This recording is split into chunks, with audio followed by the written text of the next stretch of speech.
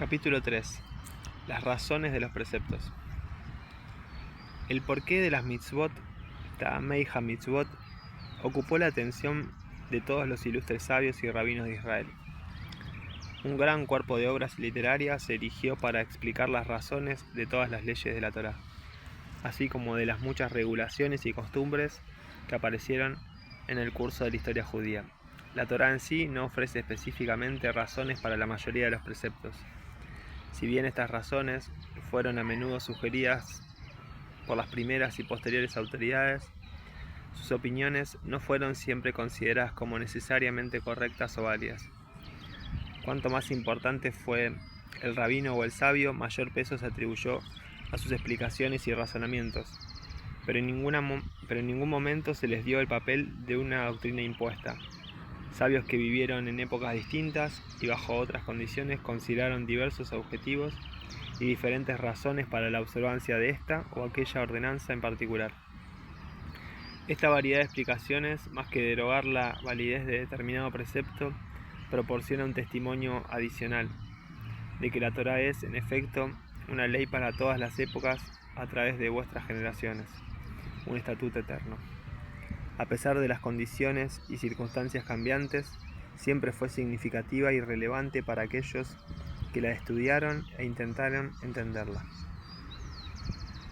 La única razón que un judío devoto necesita para la observancia de cualquier precepto, sea cual fuere la forma en que estos puedan ser clasificados, es que reflejan la voluntad de Dios. Como obediente servidor del Señor, su deber es cumplirlos. Sin embargo, este hecho jamás ha impedido al judío tratar de comprender las razones de las múltiples leyes y mandamientos. Al buscar tales razones, sentía que se acercaba al espíritu de la divinidad y que de esa manera se elevaba espiritualmente. Solo cuando se enfrentaba a una regla cuya razón se escapaba totalmente de su comprensión. Esas reglas se denominan Hukim en la Torá. Apelaba entonces al argumento más definitivo. Esto es lo que Dios exige de nosotros: la incapacidad de aprender un propósito perceptible o de encontrar un motivo no fue utilizada nunca por el hombre de fe como un pretexto para desechar la observancia o incluso para concluir que no existe ninguna razón o finalidad en la misma. La disyuntiva está en que uno se rinda y admita sus limitaciones, o que continúe en sus intentos esforzándose aún más en descubrir el significado y el objetivo de las disposiciones. Existieron períodos en la vida de los judíos, particularmente cuando estos vivieron en guetos, excluidos de contactos con influencias foráneas, en que el conjunto de ellos no consideró necesario entender el porqué de las cosas, sino que se satisfacía sabiendo el cómo de ellas. Esa época terminó. Hoy, al igual que durante otras épocas de la historia de nuestro pueblo, cuando los judíos estuvieron en contacto con otras culturas y enfrentaron otras ideologías y movimientos rivales, resultó vital para ellos desarrollar una comprensión y una apreciación de las razones y cierta comprensión del porqué. Ello es importante no solo para fortalecer las convicciones del judío observante, sino también para proporcionarle los medios necesarios para refutar a aquellos que objetan o se mofan de sus prácticas. Es necesario también tener la capacidad de presentar el judaísmo, tanto al judío como al no judío, como un credo dinámico, como una fe viviente, como una filosofía pertinente y como una forma de vida capaz de construir un desafío a los múltiples ismos y a las modas espirituales que de tiempo en tiempo invaden nuestra sociedad. Para llegar a una comprensión del porqué de muchas leyes judías, es esencial reconocer la importancia de conocer a fondo no solo lo particular, sino también lo general. Mientras que algunas leyes, como aquellas que tratan de actos de benevolencia y justicia, no requieren una explicación elaborada y pueden entenderse en forma independiente de las demás leyes, otras no se comprenden con facilidad si se las considera aisladamente. En tanto que el concepto del día de descanso semanal es fácilmente comprensible, los principios subyacentes determinados por la halajá y el culto vinculados con el Shabbat requieren la comprensión de algunas de las ideas básicas de la filosofía religiosa judía. Hay aún otras leyes tales como la de Kashrut, que es necesario comprender en el conjunto de los principios de la halajá y de sus metas espirituales para poder así encontrar un objeto y un sentido en los detalles. Si se tratara de explicar la Kashrut sin conectarlo con el resto del judaísmo, uno quedaría confundido. Aquí es donde se desorientan muchos de los estudiosos superficiales del judaísmo. Podríamos comparar el panorama total del judaísmo con un rompecabezas que después de armarse muestra un cuadro hermoso y estimulante. Si se saca cualquiera de las piezas del medio, no solo quedaría allí abierto un agujero que desfiguraría la belleza del cuadro total, sino que si se solicitara de alguien identificar las piezas individuales, encontraría grandes dificultades para hacerlo. Una pieza aislada del rompecabezas puede no tener ningún sentido.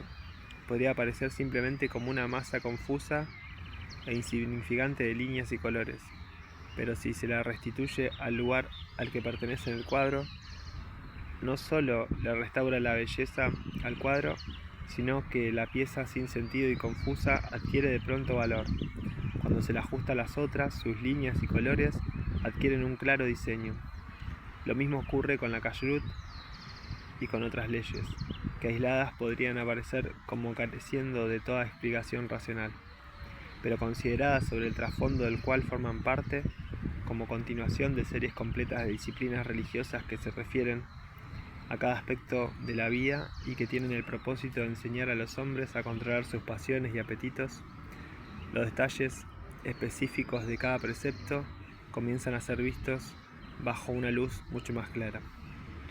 Antes de entrar a tratar de las leyes específicas que trata este libro, desearía elaborar la razón general que tiene la Torá para exigir del judío la observancia de todas sus leyes y regulaciones. Es de esa manera que Israel puede llegar a ser santo y santificado. Habla a toda la congregación de los hijos de Israel y diles: sed santos porque santo soy yo, el Señor vuestro Dios. Levítico 19:2. Asimismo, pero vosotros seréis para mí un reino de sacerdotes y una nación santa. Éxodo 19:6. Este llamado a la santificación de Israel como la razón de ser para la observancia de los mandamientos se repite constantemente a lo largo de la Torá, a veces como introducción, a veces como conclusión de secciones enteras de leyes y otras en relación con ordenanzas específicas. La santidad como objetivo impregna toda ley religiosa judía y envuelve cada uno de los aspectos que son de la incumbencia y experiencia humanas. Encontramos que el judaísmo se preocupa por 1. La santidad del individuo, 2. La santidad del tiempo y 3. La santidad del lugar. Todas las leyes religiosas judías pueden definirse en términos de una u otra de estas categorías. La incumbencia por la santidad del individuo se refleja en las leyes que se refieren a los asuntos sociales y éticos, a las relaciones sexuales, a los hábitos alimenticios, a los modos de vestir y de hablar, a las relaciones familiares, a la higiene personal y el cuidado de la salud, la suprema importancia de la vida, incluso el respeto que se le debe a un cadáver. La preocupación por la santidad del tiempo se enfatiza en las leyes relacionadas con el sábado y las fiestas. La santidad del lugar se refleja en los mandamientos que se refieren al templo de Jerusalén, en hebreo llamado Beit HaMikdash, que significa literalmente casa de la santidad. Esto se refleja también en las leyes que conciernen al Beit Knesset, la sinagoga, y al Beit Midrash, casa de estudios, tal como la observancia de las leyes que se refieren a la santidad de los lugares sagrados. Contribuye a aumentar la venerabilidad de los mismos y su violación a su profanación. De igual manera, la observancia de las leyes del Shabbat y de las fiestas contribuyen a la santidad del día en cuestión y determinan su carácter sagrado, y el respeto de las leyes que se refieren a la santidad del individuo o a otras santidades contribuyen a la formación de una persona santa. Este punto debe ser apropiado definir exactamente lo que se entiende por una persona santa en el marco conceptual judío. En la tradición de otras religiones y pueblos, la imagen de una persona santa es generalmente la de aquella que se separa de la vida, que rechaza los placeres y deseos terrenales y que se aleja de los problemas diarios de la vida y de la sociedad. Esta imagen de asceta no es la concepción judía de una persona santa. Por el contrario, hay razones para arguir que si bien ese ascetismo no está prohibido, semejante disociación de la vida y la adopción de prohibiciones adicionales está de hecho desaprobada por el judaísmo. La concepción judía de la santidad puede formularse en los siguientes términos. La santidad no reside en una separación ascética de la vida o en el excesivo negarse a uno mismo los placeres humanos o en la represión de los deseos del hombre. Por el contrario, debe formularse en la plena participación de los vaivenes de la vida comunitaria y social, compartiendo tanto las experiencias gratas como las penosas que surgen en la vida, sin negarse a sí mismo ningún placer legítimo, pero al mismo tiempo desarrollando el sentido del propio discernimiento para poder distinguir y elegir entre el bien del mal, lo verdadero de lo falso, lo justo de lo injusto, lo sagrado de lo profano, lo puro de lo impuro, lo limpio de lo sucio. Cuanto mayor sea el sentido de discernimiento ético, moral, religioso, mayor será la santidad del individuo. El denominador común entre el concepto judío de santidad y el de las otras religiones está claramente expresado en el concepto crucial de estar separado. El gran comentador bíblico Rashi explica la frase Kedoshim Tihiyu, seréis santos, como significado Perushim Tihiyu, vosotros os separaréis. Sin embargo, las opiniones difieren cuando se considera el problema ¿separarse de qué? ¿Alejarse de qué? Para otros, esto significó separarse de la vida. Para el judío significó alejarse de la idolatría, separarse de lo secular, apartarse de lo vulgar y lo profano. Así como un lugar sagrado está apartado de los lugares seculares y comunes, así como un tiempo sagrado es separado del tiempo secular o común, de la misma manera una persona santa se aparta, por medio de su conducta y de sus actos, de aquellos que llevan una vida secular o cuya conducta es vulgar y profana. La Torá llama a los judíos a convertirse en el pueblo sagrado y llevar una existencia de santidad todo el tiempo. Este es entonces el objetivo de la observancia de las leyes de la Torá, ayudar a la santidad personal, contribuyendo así a crear una sociedad más santificada. No es esta una tarea fácil, siendo gente como las demás. No todos los judíos consideran a esta meta como deseable. Con frecuencia buscan escapar de la carga que se quiere imponer sobre ellos.